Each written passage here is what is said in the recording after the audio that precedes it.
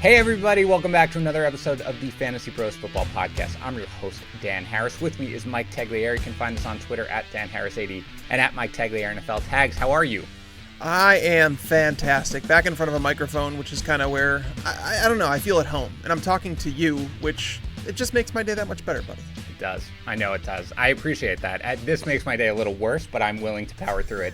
Mostly because Yates is not here. I mean, Yates really brings us down. I mean, that's the problem. Yates is on vacation. So instead, we brought on a much, much better guest. It's Matthew Freedman, the editor-in-chief of fantasy content for the Action Network and Fantasy Labs. He's on Twitter at Matt F. The Oracle. Matt, thanks for coming on the show. How you doing? I'm good, except now I'm a little bit worried that I have to live up to the hype of that intro to be better than regular on the show. I don't know if honestly, I don't know if I want to put the effort into it. So I'm just going to be here and hopefully it's good enough.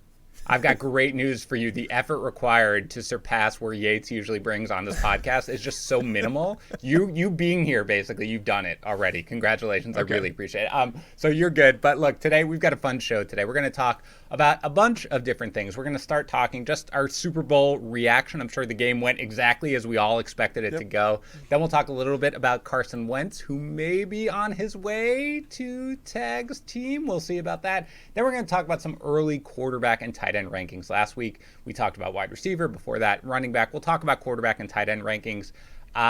I mean, it's not going to be anything crazy, and I can probably just preempt the discussion for you right now. Tags, why do you have insert anonymous tight end ranked so different from Matt when Matt is obviously correct? Tag's response is going to be, "Oh, I'm just hedging with free agency. I'll move him there eventually," and everything like that. So now that's basically what you do, Tags. You're like, "Oh yeah, I mean, he's probably right. I mean, I'll probably get there eventually." But anyway, to get past the 3-minute discussion, we'll get a little more into it in terms of like what's our quarterback, what's our tight end strategy going in, whether or not this year changed anything. But first, let me give you a couple of things that I want to mention. The first is, have you listened to our new Dynasty Football podcast with Yates and Ray Garvin? Search for Fantasy Pros Dynasty Podcast wherever you listen, or go to fantasypros.com/podcast. I tease about Yates. I love Yates. He's awesome, and he's great on this podcast. And Ray Garvin is really fantastic. Just everything you're listening to about it. If you're a hardcore Dynasty player, if you're a novice Dynasty player, if you just want to learn more about rookies and strategy generally, then it is worth your time. Seriously, do it. Again, Fantasy Pros Dynasty Podcast. Search for it wherever you listen to podcasts, or on fantasypros.com/podcast. And let me remind you about our signed J.K. Dobbins jersey giveaway. Reminder, we have given away a signed Deontay Johnson jersey. Do you know why I have not announced the winner yet? It's because we need to confirm that the winner is actually interested in it by emailing this person and knowing that they're interested. You may be the winner right now when you're listening, and maybe it went to your spam or something. Check your spam, check your email. You may be the winner of the Deontay Johnson jersey, but for now, it's a signed J.K. Dobbins jersey. That's our February contest. Leave a review for the show on Apple Podcasts or CastBox. Go to fantasypros.com/contest to enter. All right, Super Bowl. Sorry, talked a lot. Super Bowl. Bucs 31, Chiefs 9. Matt, I'm going to ask you a dumb question. Let's say you get to draft one quarterback currently playing in the NFL. You get him from the start of their career, and you can build your entire roster around him. Who are you drafting? I feel like this is a trick question somehow. I mean, I'm imagining that's Tom Brady. It's the question. It's the honest question because, and again, Tags basically had to fight the, Aaron Rodgers is the more talented quarterback than Tom Brady, which I don't think any of us necessarily would disagree. Rodgers can do certain things that Tom Brady can't, but it's an honest question. I mean, whether or not would you take Mahomes, would you take Rodgers, or would you take Tom Brady because essentially he is the GOAT? I think I would have to go with Brady. As great as Mahomes is right now, we just don't know how the rest of his career is going to unfold. And so given that we have like a 20-year sample of what Brady has done, and we can sort of put that in the bank, and it's highly unlikely we're going to get anything better than that out of any other player, I think I would just go with Brady, take the free money. Tags. There's that. You no way, right? Tags. You're going with like Aaron Rodgers, right? Man, this is such a tough question. And, I generally try and stay away from the GOAT conversation anymore because people, I think, take it the wrong way. There's different definitions for different people, right? And I basically said, Tom Brady at 43 years old had to go through Drew Brees, Aaron Rodgers, and Patrick Mahomes to win, his 7th Super Bowl. And it was like, he's the GOAT. I mean, stop trying to deny it. He's the GOAT. Okay. However, people came at me after that and like, oh yeah, he didn't win this championship. He did, his defense. Stop taking that out of context. I never said that the defense didn't help win that Super Bowl. What I'm saying is like when you have 7 championships, stop making excuses as to why the guy should not be considered the GOAT. Start saying, why hasn't anybody else even gotten close to this number? You know what I mean? He has more Super Bowls than most franchise do in their history. So he is the GOAT in that aspect. If you want to talk about the most talented quarterback player of all time, and if they were all put in the exact same situation, Tom Brady will tell you that Aaron Rodgers is better than him. He will say, like, if you were to put him in that Josh McDaniels system, I think he said that Rodgers would throw for 60 touchdowns. And I agree with that. Russell Wilson, extremely talented. Peyton Manning was a genius. Patrick Mahomes, I don't know if anybody will ever be able to snap a picture like he got in the Super Bowl where he is legitimately laying sideways, throwing the ball, 30 yards down the field, hitting the man in the helmet. I don't know. I really don't. I don't think you can go wrong with any of these guys. And honestly, Brady, it's just, you could say all you want about who's more talented, but Brady continually wins. He does what it's required to win. He doesn't turn the ball over very much. He'll have his games here and there, and people are going to point those out. But, geez, I would not be mad with any of those. Like, it would be between Mahomes, Brady, and Rodgers for me, for sure. I don't think I can go wrong with any of them. Matt, it was not a trick question. I was just using you, though, admittedly, as a pawn to watch Tags' head explode because whenever you try to make him talk about Brady and what he would do if he could start with any quarterback that he wants, he basically debates himself like vociferously for like 20 minutes. So I just kind of wanted to watch his head explode. So I apologize for that. But I do want to ask you, let's talk about the Bucs. Okay, they're apparently bringing everybody back. Okay, they assume, let's assume for right now, and you can correct me if you don't expect this, but sounds like they really want to bring Godwin back. Gronk says he's going to be back. Brown, they want to bring Brown back. Maybe Leonard Fournette. So I guess overall outlook, generally speaking, do you think Godwin's going to be back, and what's her outlook on him? And do you think Brown's going to be back, and what's her outlook on him with a full year with Brady and hopefully a more normal offseason? Well, I think the bigger question actually is, and I'll get to the questions about the offensive players, the wide receivers, but I mean the defensive line. Is Ndamukong Suh going to come back? JPP, Shaq Barrett, all of those guys don't have much time left on their contract or they're free agents. Like those guys need to be brought back more than Godwin, more than Antonio Brown. But sure, I could see how Godwin returns to have the opportunity to play with Tom Brady, to compete for another championship, to be the slot receiver next to Mike Evans. I think it would make it easier on him versus if he goes to another team, he has to be the guy playing with a new quarterback. I think it makes a lot of sense for him to stay. And yeah, I could see how that happens. If that happens, I think he comes back and is, probably in the 900 to 1100 yard range next year. Antonio Brown, I don't know if it really matters. I think if he comes back, he will be a touchdown dependent guy, kind of what he was for chunks of this season.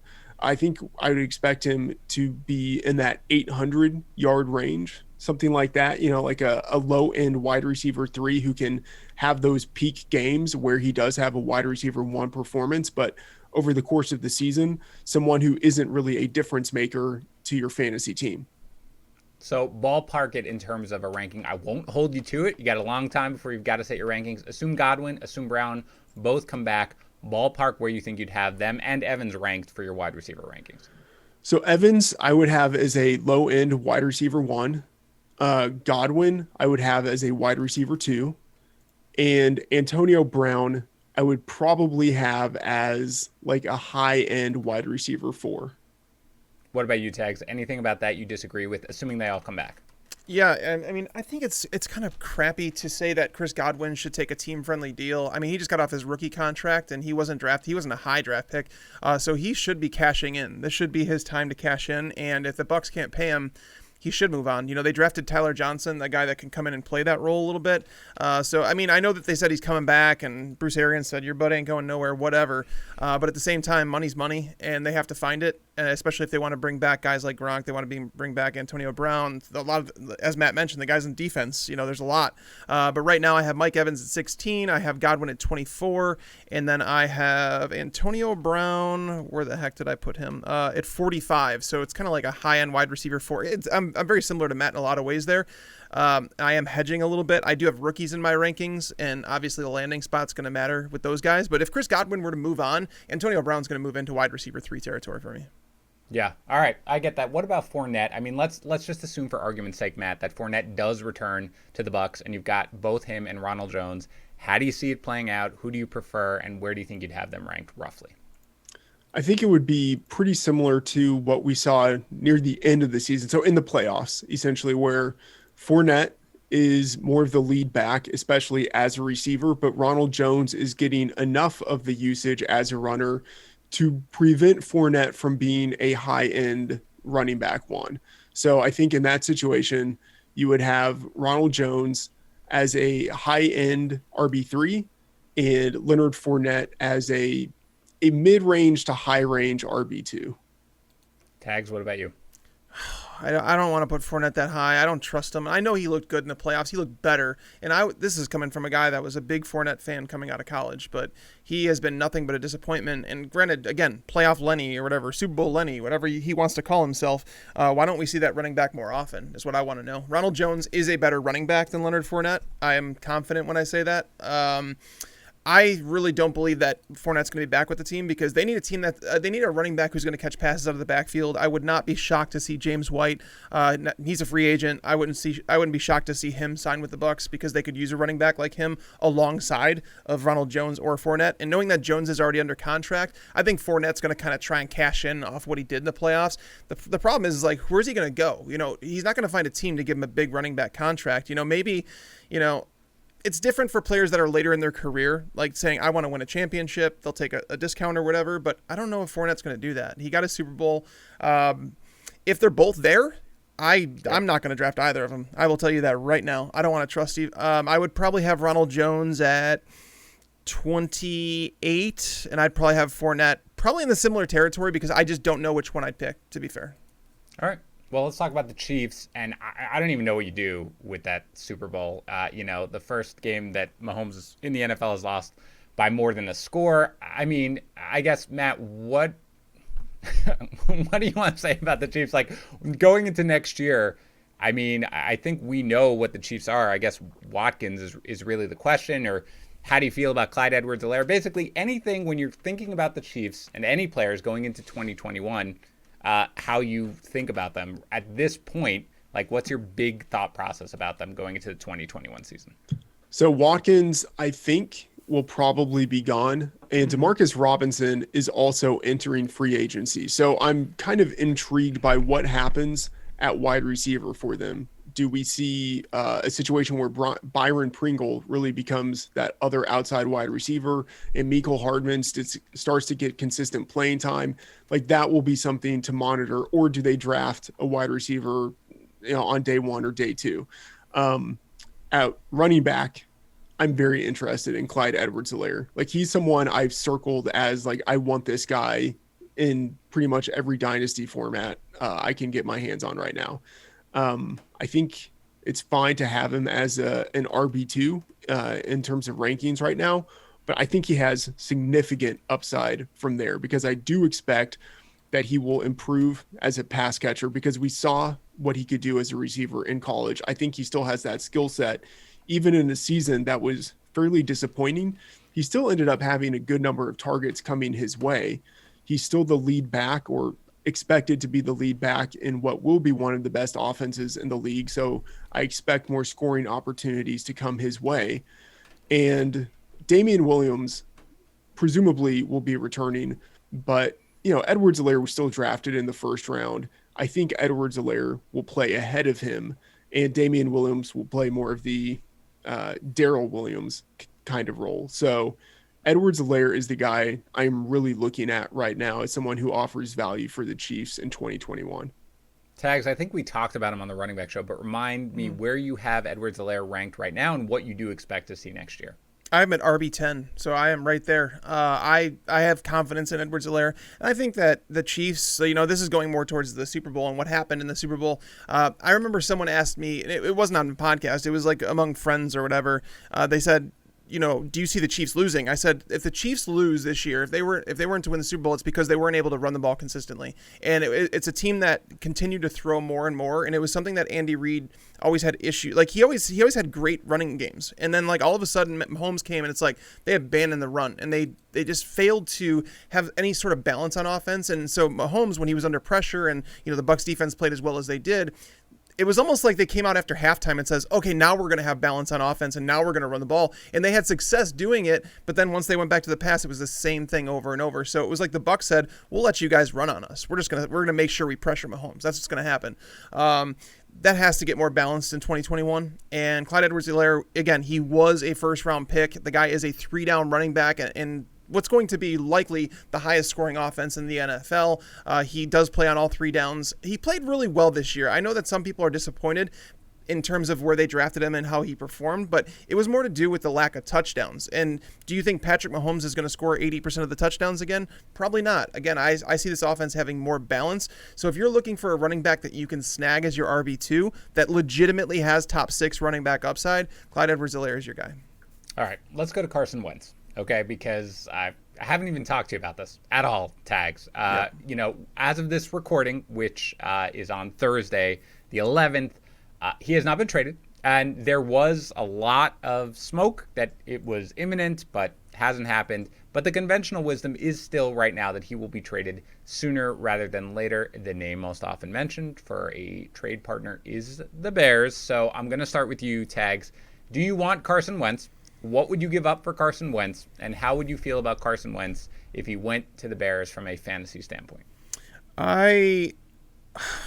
I'm indifferent, and a lot of people have asked me about that, and I'm not opposed to snagging Carson Wentz because he's a buy low. However, it's almost like the classic thing in fantasy football where it's like somebody doesn't want to play here anymore, and you know that he's down. It's like, do I want to buy him? Well, he started to trend downward. Do I want to buy low, or is basically do I just want to get out of the game altogether? But the problem is once I start hearing these trade rumors, it's not really buying low. I mean, if you're sending a first-round pick and Tariq Cohen or whatever, which Tariq Cohen basically came out and squashed that, for Carson Wentz, you're not really buying as low as I think you should be able to get him. I felt like Carson Wentz was going to net maybe a second-round pick and a player, just because the Eagles seem desperate to get rid of him. And all of a sudden we're hearing they want 2 first-round picks. If they want 2 first-round picks, I don't think they're going to get it. I think that there's enough quarterbacks out there in the market. There's a few quarterbacks at the top of this draft where the teams that need quarterbacks, they are the guys that basically they don't need to trade away those first-round picks because they're worth more than Carson Wentz is right now. Now, again, you have a guy that was a former MVP candidate where it was like, if you go back 2 years ago, everybody would have traded 2 firsts for Carson Wentz. So if you have a chance to get a quarterback like that in Chicago, it makes sense to buy him on the cheap. But again, I just don't know what that cheap means because Tariq Cohen's not there. He's not leaving. He already talked to the GM, he talked to the coach. But this all comes back to, like, I am aggravated with the whole entire scenario. I am so tired of, like, today's media and the fact that they feel the need to push things out there. They just want to throw crap at the wall and hope that they're the first one that gets something to stick, instead of actionable reporting, like where, we're hearing that Carson Wentz is on the trade block. That's what a source tells me. That's all we need to know. Okay, cool. We could start talking about that on our talk shows about hypotheticals.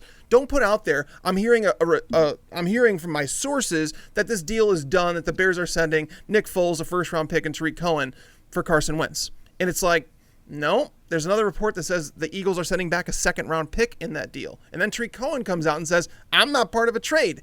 And it's just so much crap where it's like now we're hearing that the Eagles want 2 first-round picks for Carson Wentz. And if that's the case, no, I do not want the Bears to do that because I think this team is starting to lose a lot of the elite playmakers they had on defense, or they're getting past their prime. Now they're losing coaches on the defensive side of the ball where Matt Nagy and Ryan Pace are really in a position where they weren't fired, and that's going to be the death of the Bears, because they basically have to put all their chips in, because if they don't win this year, they're gone, and they know it. So they're going to try and pull off one of those trades. I would rather trade for maybe a Sam Darnold to see what it would take to get someone like him. Maybe he's a little bit cheaper. I don't know how the Jets feel about him right now because they have a whole new coaching staff, but I'm just so tired of this reporting of just throwing crap at the wall and hoping it sticks, because in the end, I don't think any of them have any idea what's going on. Whew. All right. Well, Feisty Mikey certainly came out today. You were ready to go. I'm going to ask Matt to lower the temperature a little bit, and I'm just going to say, all right, here's what I want to know, Matt. Number one, Carson Wentz was abysmal this entire year. Assuming that he is, in fact, traded, I guess, number one, regardless of where he goes, do you think that he can rebound as both an NFL and fantasy quarterback? And where are you hoping, in the end, for his fantasy production that he does wind up getting traded to? I don't really have much hope that he rebounds to what he was. I think the hope would be that he rebounds just to something that isn't horrible. And I think that's possible, maybe even regardless of where he lands, because just statistically, I don't think he's likely to be as bad in a future season as he was this past year. And we did see him 2 years ago, even with a decimated receiving group, able to have pretty good production. So maybe there's hope for him in the future, but I don't think he will reach the, sort of like almost MVP levels that he had early in his career. I think we're just hoping that he becomes something that's better than horrible. Maybe he has the best path to doing that if he goes to Indianapolis. We've seen Frank Reich have success with a number of different quarterbacks there. It's harder to kind of know what's happening with their offensive weapons around him. The wide receiver group, T.Y. Hilton, it looks like he might not be there, but they still have a solid offensive line. Of course, now they also don't have a starting left tackle. So, right. There's uncertainty there, but I still have, out of the coaching staffs that are established, that have an opening at the quarterback position, that is the place where if I were an NFL quarterback, I would feel like I had the most chance for success.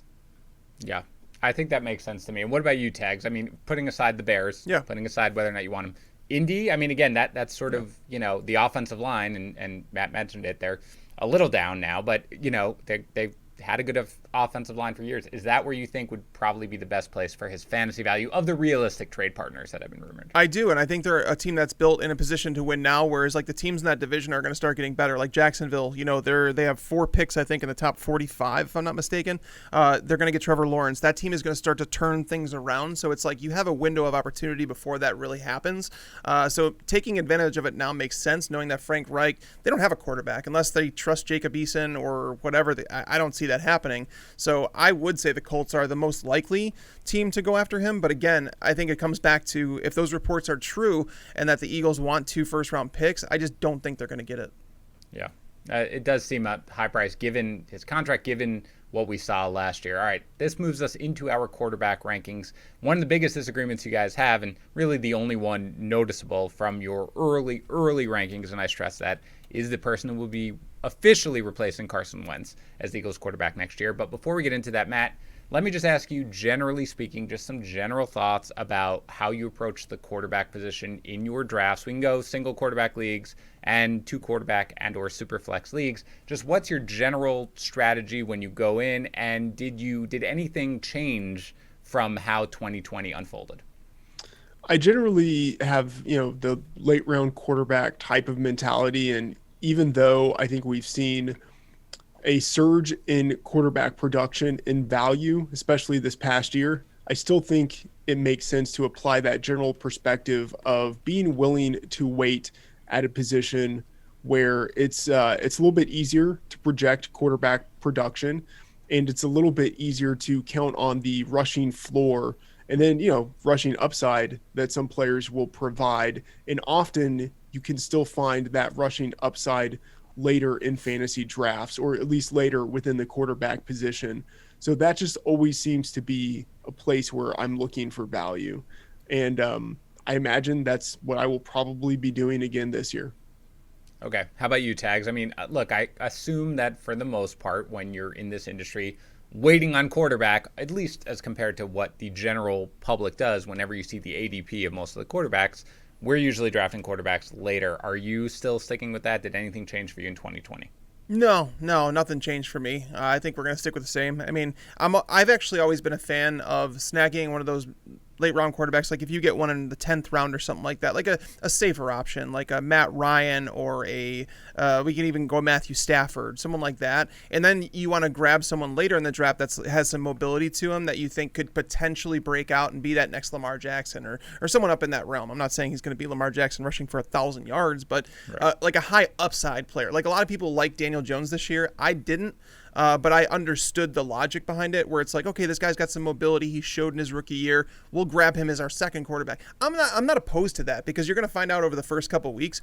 And if they don't pan out, you drop them. I mean, that's what happens with your later round picks anyway. So if you want a safe quarterback and a high upside quarterback, I'm okay doing that. All right, so let's get into really the only quarterback. I've taken a look at both your rankings. The only quarterback that you guys are pretty far apart on is Jalen Hurts. Matt, you have him up at 7. And Matt, by the way, if I ever have your ranking wrong, just let me know. Matt, you have him at 7 tags. You have him at 16. So from the time he got the start in week 14 for the last 4 weeks, he was the QB 7. So Matt, just talk about how you view Hurts' outlook in 2021. I think he's likely to be the starter. So that's kind of the starting point for me, is that I think he gets, as close to 16 games as you can project for any quarterback, minus, some discount for some uncertainty there. Maybe they bring in a veteran or something like that, but I'm imagining he starts around 15 games this year.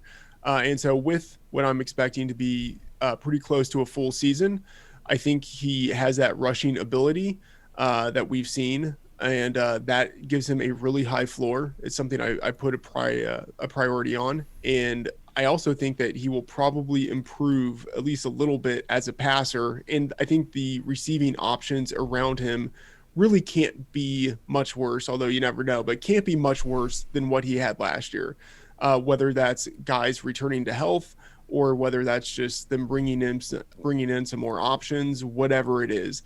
Maybe Jalen Reagor takes a step forward in his development, but I think it's a situation outside of, we'll say, like the big six, the guys who were going at the top of the draft last year at the quarterback position. Hurts he's kind of the guy that I'm looking at now as the one that I want to have the most exposure to, because I think he does have a pretty fascinating combination of rushing floor and maybe underappreciated passing upside. All right, so tags at 16, are you, and I understand, of course, as we get into it, he's probably not going to end up at 16 regardless, but are you right now assuming that he's going to start the full season? Does your ranking take into account the risk that he won't? So it's hedging a little bit, just because if Carson Wentz does stay in Philly, I think it's going to be a competition, and they might think that Wentz is more of a veteran, a guy that they could probably plug and play, and it's easier to bench him than it is Hurts, because if you put Hurts in as the starter and then you bench him, you almost wreck his confidence, and it's going to be hard for him to get back in the starting lineup. So there's some questions there, and again, it kind of goes back to the conversation we had with Yates when we were doing these shows on the running backs and wide receivers. I'm almost taking my rankings right now as if I were drafting today. Like, it's stupid to do so, but let's pretend you're drafting for your redraft league today. And would I take Jalen Hurts higher than 16? No, just because there are some question marks. You don't know if the offense, like Doug Peterson, his offense was running a crap ton of plays. It was like 68 plays per game a lot of the time. Whereas Nick Sirianni, we don't know if he's going to have a high tempo offense. If we even drop down to 62, which is close to the league average, it's like we're missing 6 plays per game over 16 games. That adds up. I understand the floor with Hurts if he is the starter, but it's like you look at the quarterbacks through the top 10. And by the way, quarterback, if you really feel the need to grab Mahomes or Kyler Murray or Lamar Jackson at the top of your draft this year, I mean, run through it. Mahomes, Kyler Murray, Lamar Jackson, Josh Allen, Deshaun Watson, Dak Prescott's going to be back. Russell Wilson, I know he finished the year crappy, but for the first half, he was fantastic. Aaron Rodgers, Justin Herbert, a guy who played, he set records as a rookie. Ryan Tannehill. Those are the top 10 for me. It's like, though, I would be happy with any of those quarterbacks on a weekly basis. And then you get to the guys like Joe Burrow, who should take a step forward if he's healthy. Brady's a safe option. Matt Ryan's a safe option. Taysom Hill. I think Taysom Hill and Jalen Hurts are going to have a lot of similarities in terms of like how people view them. It's just I think I have less question marks about Taysom Hill than I do someone like Jalen Hurts because he's tied to Sean Payton. We've seen him start a couple games with Sean Payton. He had high value there. The Saints defense is probably going to lose some members because they're going to have to cut some players. Like that team is not going to be nearly as good. So you should see some better game scripts for someone like Taysom Hill. And Jalen Hurts, the one stat I came across him when I was doing my article on 175 interesting stats, the list of quarterbacks over the last 10 years who have thrown 100 plus pass attempts and not completed more than 52% of their attempts. The list is Josh Freeman, Tim Tebow, Bryce Petty, Drew Stanton, Caleb Haney, Blaine Gabbert, Seneca Wallace, Ryan Lindley, and Jalen Hurts. That's not good. So it sounds like, Tags, that it's less about hedging about Wentz or whether or not they'd bring in a veteran starter if they trade Wentz, and more that you don't really have that much confidence then in Hurts. Even if right now Wentz were traded, would you move Hurts up a couple of spots, or it sounds like this is kind of where you want to have him ranked regardless? I'd probably move Hurts over someone like Matthew Stafford and maybe Matt Ryan, just because his floor is higher. I agree with Freedman there, because like that floor is what you essentially want when you're going to start a quarterback outside the top 10 or whatever. So Hurts does give you that floor, but I'm not right now, if Wentz is on the roster, I'm not totally confident that Hurts starts all those games, and so therefore drafting him up, inside the top 10, you're taking a lot of risk because then you're going to basically be stuck streaming quarterbacks. And in the majority of leagues, I know we talk about streaming quarterbacks all the time, and I know that it's a thing in the industry we talk about. It's like, oh, just grab a quarterback off the waiver wire. I think that sometimes we get disconnected from what the actual public does because there are a lot of leagues out there that teams own 2 quarterbacks. Heck, I play in some home leagues where guys carry 3 quarterbacks, and it's the best thing ever because it's basically you're foregoing other positions to do that.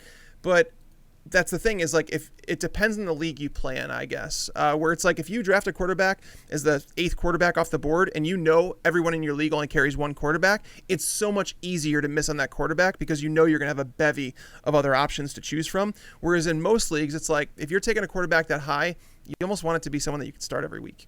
All right. So can I ask a question here or push back just a little bit on it? Tags, yeah. I'm curious how, where you would rank Hurts on his upside.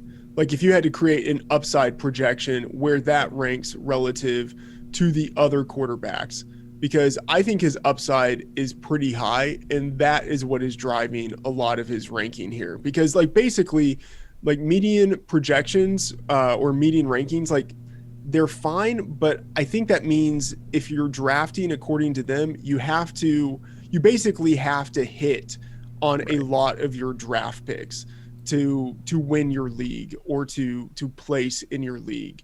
Whereas if you're drafting more for upside, yeah, there's correlation there with higher median projections anyway. But I guess what I'm saying is if I'm right on Jalen Hurts, and obviously I'm not going to draft him as the 7th quarterback off the board because I won't need to in most leagues, but I can still be a little bit aggressive in drafting him. If I draft him aggressively and I'm right, that gives me a massive edge and a good head start on winning that league. Whereas if I am sort of sharp and I get Tom Brady at a slight discount, that's ultimately not going to make a difference in whether I win the league. I would need to have edges like that on 5 or 6 other players in order for that to add up to the edge I get in being right on Jalen Hurts. No, that makes a whole lot of sense, and it does come down to the way you draft. And so if you wanted to tell me you're going to take Jalen Hurts at number 12 over Brady and Matt Ryan and guys like that, yeah, I'm okay with doing something like that because, again, you're drafting for sheer upside. And that's where it goes back to that conversation, Dan, that we were talking about. Then I said that I'm okay with drafting 2 quarterbacks if you want to, where you get the safe option like a Matthew Stafford or someone like that, and then you grab someone like Jalen Hurts. I think Jalen Hurts and Taysom Hill fit that description that I was talking about, where these guys do have top 5 upside because of what they can do with their legs. One more thing to add on to that. You mentioned Taysom Hill, and so I don't have him in my rankings right now because I'm thinking or projecting that Jameis Winston ends up winning the starting job there. If I'm wrong, then Taysom Hill obviously moves up dramatically in my rankings. And also, I think Jalen Hurts moves down because there's less of a need to reach for Jalen Hurts when there is someone like Taysom Hill also available at the quarterback position. Yep. All right, so that's really the guy that you two are far apart on. So these are two guys that you are not far apart on, but they're quarterbacks that fantasy managers will be considering when they start looking at quarterback, and you guys just have them flip-flop. So I just want to ask both of you about them, and they're Kyler Murray and Josh Allen. Tags, you are taking Murray over Allen. Murray is 2 for you. Allen is 4, and Matt, you are the reverse. You have Allen 2 and Murray 4. I assume that it's not a huge difference for you guys, that when you're at that point it's not, but correct me if I'm wrong. Matt, I guess make the case for taking Allen over Kyler Murray if there is a strong one to make. I honestly don't have a strong case to make. Like, they're very close in terms of how I would rank them or project them.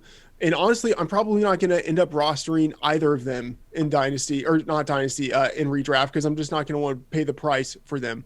What I like about Allen a little bit more is that he is bigger, and so I think he has a little more of a chance to stand up to like the beating of a season. I trust. I mean, as weird as this might sound, I trust his offensive play calling a little bit more. And I like that he has more weapons. In Arizona, Larry Fitzgerald, who knows exactly what's happening with him. And then Christian Kirk hasn't really developed into the type of player that I think fantasy players or even Kyler Murray can rely on consistently. But Josh Allen has the weapons around him. Tags, again, assume it's a minuscule difference for you, but correct me if I'm wrong and make the case then for taking Murray over Allen. Well, Kyler Murray, we saw more of his rushing upside this year because he was healthy. You go back to his rookie year at the end, like he was dealing with some injuries. And then the same thing happened this year where it kind of derailed what was looking like a fantasy MVPs type season where he was legit scoring 25 fantasy points like every week. And you think Christian Kirk was dealing with an injury, DeAndre Hopkins and Murray didn't have that offseason to work together. It is going to be the third year in Kingsbury's offense. Maybe they address the offensive line a little bit more. Whereas Josh Allen, now if I knew I was getting this year's Josh Allen and it was like the same type of player and it was just like projecting a year forward, I would probably take Josh Allen because Josh Allen has been ascending in terms of what he's done every single year and he keeps getting better. But it also has a little bit of a feeling like, I don't want to say it's the Cam Newton, what year was that, his MVP season, where everything seemed to click, where Cam Newton was never the most accurate passer. We knew he had a big arm, but it's like that one year where he won MVP and they went to the Super Bowl, Cam Newton was just on fire. And it's like, how do you stop this guy? That's how I felt about Josh Allen this year, where it's like when that guy was on, there was no stopping him. And I went back and I looked at it, and he completed, it was either 17 or 18% more of his deep passes this year than he did last year. Does that change? It was, this year they threw the ball a whole lot more than I think anybody thought that they would, and that obviously helped elevate his numbers. Does the defense get a little bit better in 2021? Do they get rid of John Brown because they have to save some of that cap room? Do those things affect Josh Allen's performance? There's definitely question marks about him.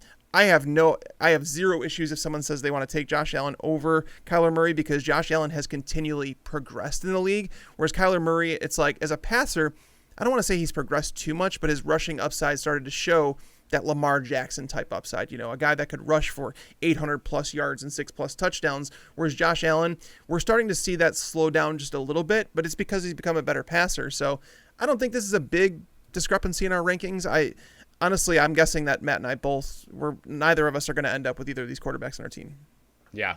I'm right there with you. I have Murray 2 and Allen 3 and my quarterback rankings, and they're like right next to each other in my overall ranking. So I know, look, they're grasping at straws here, okay? There was Jalen Hurts and there was nobody else that you guys disagreed on. So that's where we're going. So let's go to the tight end position. There are a few disagreements here, but I will start with the bigger question, Matt, and that is Travis Kelce was tags. We did a million mock drafts. I feel like the ADP at this point was basically mid-second round or late second round. Matt, how high would you recommend drafting Travis Kelce in a normal, no, forget about the, bonus points for tight ends or anything like that, or premium league, just a normal standard half PPR league. Where would you recommend drafting Travis Kelce next year?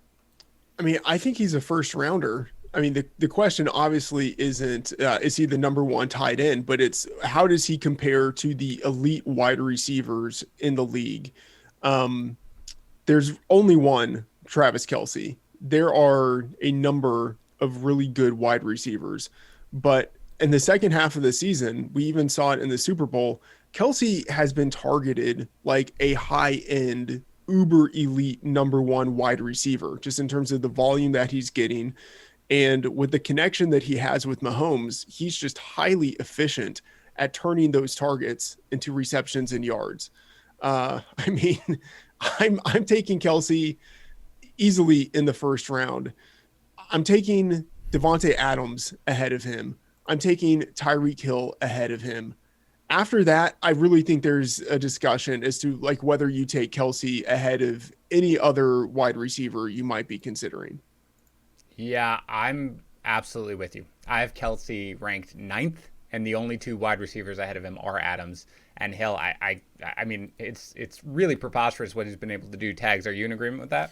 I am in agreement that those are the only two wide receivers I'd take over him right now. The question is, once you get down to that territory, do you take someone like Jonathan Taylor over him? Right. That's the, because we talk about that all the time where basically you're talking about being at the end of the first round. And if you pass on a running back there and it's like the running backs, let's say the guys after you select those running backs and you're like, oh no, do you really want to reach on someone like Edwards-Helaire or Joe Mixon or Austin Eckler at the top of the second round because you don't want to wait till the third round to get your running back. So it just kind of puts you in a tough spot, but he absolutely deserves to go there. Like in terms of value-based drafting, you should probably take him like around pick 8, to be fair. Yeah. All right. Let's go to some non-Travis Kelce tight ends. A guy that you guys are pretty far apart on your rankings is Tyler Higbee. Matt, you have him 8th. Tags, you have him 15th. Matt, is this about Gerald Everett being a free agent, Matthew Stafford being on board, or both in terms of your optimism on Higbee? Yeah, that's pretty much it. With Gerald Everett gone, or I'm assuming Gerald Everett will be gone. He's a free agent at a minimum. I think that means more opportunities for Tyler Higbee in terms of snaps, routes, targets, and then also with Matthew Stafford coming to LA, having a better quarterback targeting him. I think that elevates him among, I'd say like this, like second or third tier of tight ends. Tags, what about you? I mean, 15th, that's pretty down. Are you, have you considered it with Stafford already coming in? Have you updated it since then? I moved him to 14 just because there's some uncertainty around the guys above him. Jonnu Smith, is he someone that's going to, is he going to stay with Tennessee? Because if he's with Tennessee, then you just know that he's not going to get the targets that he wants. But is he traded to another team that might use him more heavily? Do the Rams bring in another tight end because they want to run those 2 tight end sets? There's just a lot of question marks about it. But if Gerald Everett's gone, they don't add a wide receiver or tight end of note. I could see Higbee going all the way up to tight end 8.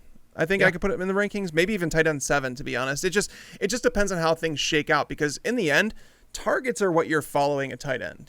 Someone like Cole Kmet, for example, like if Jimmy Graham is gone in Chicago and it's like Allen Robinson, if he's there or if he's not, there's targets to go there. And it's like there's going to be players that we're going to undervalue because they're going to finish as a top 12 tight end. The question is, do they present the big weeks? And my question about Stafford, I didn't want to move him up too much with Stafford just because Stafford hasn't shown over the years that he targeted tight ends a ton. You go back to Eric Ebron, he was terrible with the Lions. And then he goes to the Colts and he goes to the Steelers and he starts performing. So it's like, okay, is it a Matthew Stafford thing?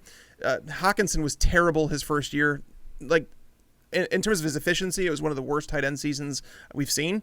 But then you go to year 2 and it's like all of a sudden TJ Hawkinson starts emerging, and, was that a factor of Kenny Galladay being out or whatever? But I don't know if Matthew Stafford has ever had the number of options that he's going to have with LA. So it's just, that's the question. There are question marks about Higbee, but this comes back to the idea that, Matt was saying, is that what are you drafting for? Are you drafting for safety? Because if you're drafting for safety, you might want to go with someone like Logan Thomas or Evan Engram over Tyler Higbee. If you're going for pure upside, I don't think you're going to get the upside of Evan Engram that you would out of someone like Tyler Higbee. So it just really depends on how you're drafting. It's just there's definitely variables there with him, but it's just so tough to do this early in the offseason because there's a lot of question marks with the draft and free agency.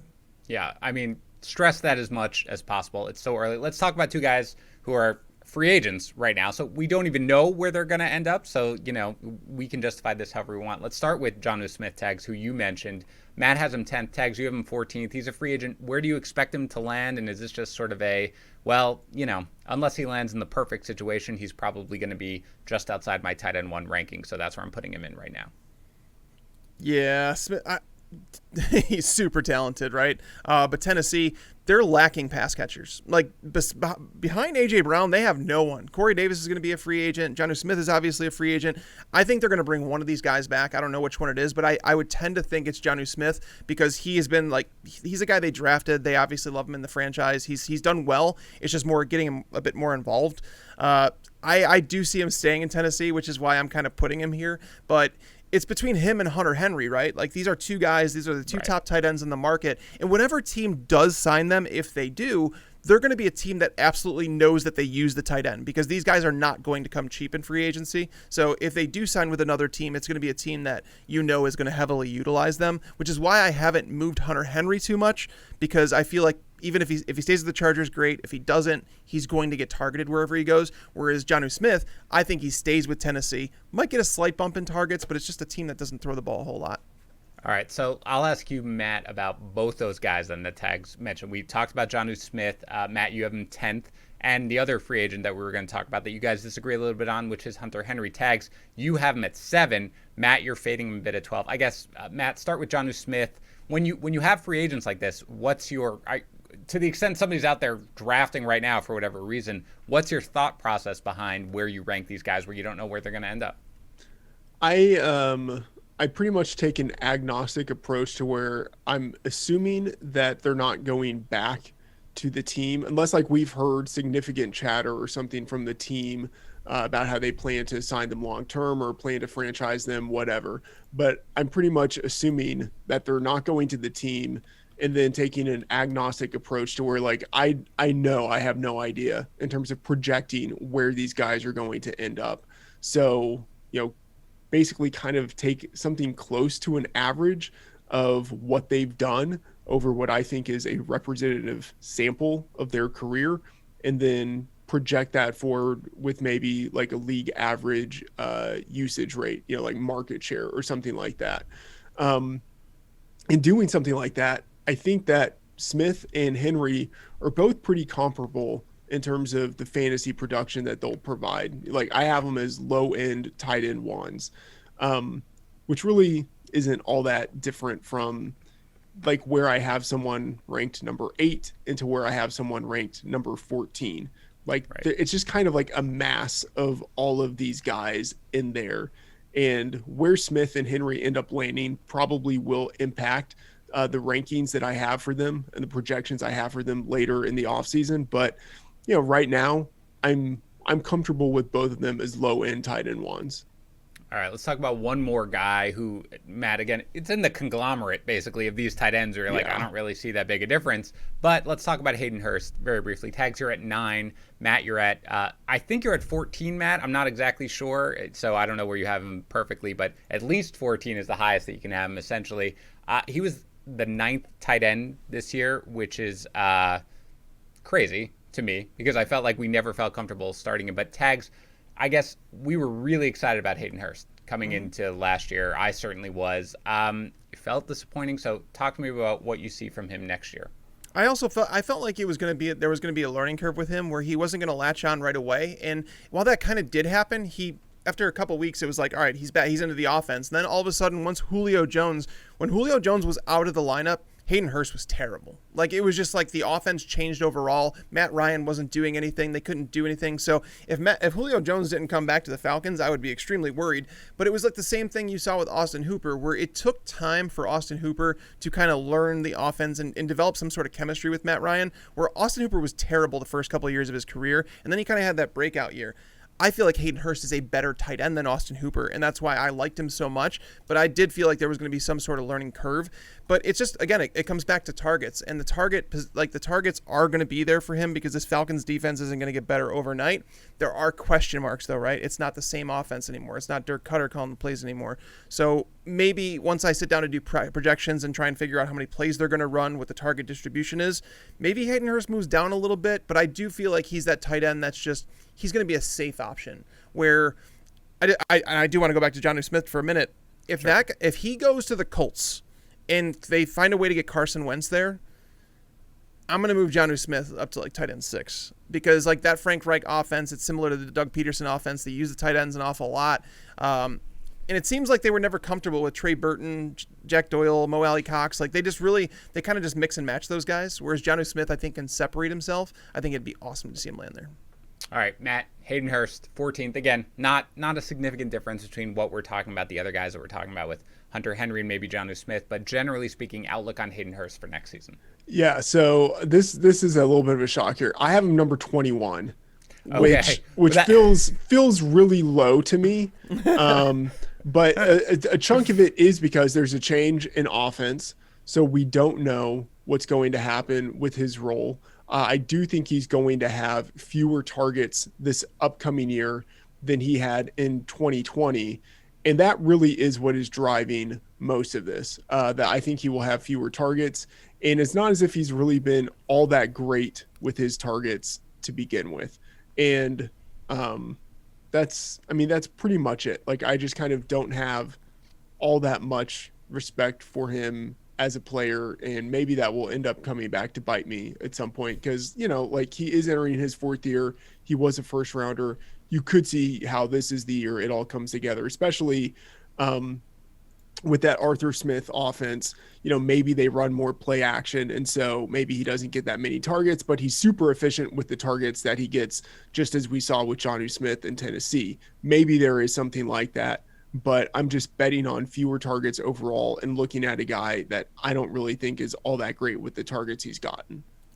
Okay, see, that was a big disagreement. At the Action Network, you guys sort of have all your rankings, and you have a cutoff, and Matt, you were below the cutoff. Yes. So your other guys there, right? Your other guys there have him. He comes out to 14th, so I didn't know, but great, 21st. That's fantastic. That's an actual disagreement. Yeah. So, yeah. Sorry, Tags, you want to respond at all? No, I think we have different perspectives on Hayden Hurst, who he is as a player. I actually liked him coming out of college. That's why when he was drafted in the 1st round and then they drafted Andrews, it was a dumb draft for the Ravens that year to take both of those guys. And obviously they ended up moving on from one. And the Falcons, by trading a 2nd-round pick for Hayden Hurst, it showed that they really do value him as a franchise. Now, again, it is a new coaching staff. I don't think that hurts him necessarily because, again, it's concentrated targets. Matt Ryan doesn't really have a running back that he's throwing to a whole lot right now. And their starting running back for the Falcons is going to be a rookie. So are they going to trust him a whole lot in pass protection? Are they going to bring on Brian Hill or Ito Smith on the field for 3rd downs? Those guys don't get targeted a whole lot. Julio Jones, is he on the field? Does he stay on the field? Calvin Ridley, those guys draw a lot of attention. So it's like Hayden Hurst is going to be matched up with a lot of linebackers. He can win those matchups. And again, it just comes back to him being the lone tight end. This is not a timeshare at the tight end position. And with Arthur Smith's offense coming in there, it has been a very tight end friendly offense over the last 5 years or so. All right. Good enough for me. Here's a question, kind of hypothetical question, Tags. Yeah. Let's say that the Falcons bring in Jonnu Smith. Obviously, that would seem to kill any Hayden Hurst enthusiasm, but what would you think of Jonnu Smith in that situation, reuniting with a guy who has successfully been his play caller in the past and going into that kind of ideal situation that you just painted for Hayden Hurst? Well, that's the thing. If that happened, I would basically view Jonnu Smith like I did this year, where I was hesitant to move him too high in my rankings, even though I think that dude is uber talented. Like, I feel like he's probably a top 5 tight end in the NFL. Like, when you see him with the ball in his hands, tight ends are not meant to move that way. Yeah. He moves extremely well, extremely athletic. I would like to see him used more. However, if you go and look at it, Anthony Firkser, I think it would become like a Jonnu Smith, Anthony Firkser type thing with Hayden Hurst, where Firkser actually had 53 targets to 65 for Jonnu Smith. They were a lot closer than people realize, whereas Jonnu Smith was the one scoring 8 touchdowns to Firkser's 1. So I would definitely move Hurst down quite a bit. Jonnu Smith would probably come in right around the tight end 14 for me. And then again, Hurst would be undraftable because that's, I mean, fortunately, I don't think we're going to have to worry about this because the Falcons have absolutely $0 to spend in free agency. Right. And that's why I think we're going to see a rookie running back starting for them in 2021. All right, guys. way to be. We squeezed a lot of juice out of what was very limited disagreements for these two positions. So, Matt, again, I really appreciate you coming on. Remind everybody where they can find more of you and your work. Yeah, so you can follow me on Twitter at Matt F. The Oracle. Not at Mike Tagliere. And you can find my work at Action Network and Fantasy Labs. And specifically, now that we are out of the football season and moving into the off season, I'm doing some work looking at the NFL draft. So I have my mock draft up there. I have some rankings for the 2021 rookies, fantasy rankings for those guys. And so I will definitely be looking at prop content as we move into draft season. And then, of course, we have March Madness. Hopefully, fingers crossed, we have March Madness coming up in about a month.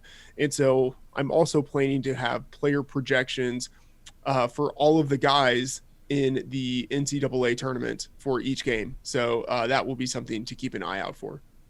Awesome. So, Matt, you've done a mock draft already. Can you tell me who my Jets are taking it to? I believe I go with Zach Wilson at number 2. I think they're going with a quarterback either way. All right, Tags, you can have Darnold then, and that's sort of what you said you wanted for your Bears. So we'll work out a trade after we get off the podcast. There we go. All right, there it is, all done. All right, everybody, thanks for listening. We'll be back next week, I think with a couple of shows, at least one certainly, where Joe Pisapia, our new host, will be coming on. We will introduce you to him, and we will talk all through that. Until then, enjoy the rest of your weekend, and we'll talk to you next week. Thanks for tuning in to the Fantasy Pros YouTube channel. Don't forget to check out our featured videos. And while you're at it, make sure to follow us on Instagram, Facebook, and Twitter at Fantasy Pros, so you can get the latest news and updates to give you the edge you need in your fantasy league.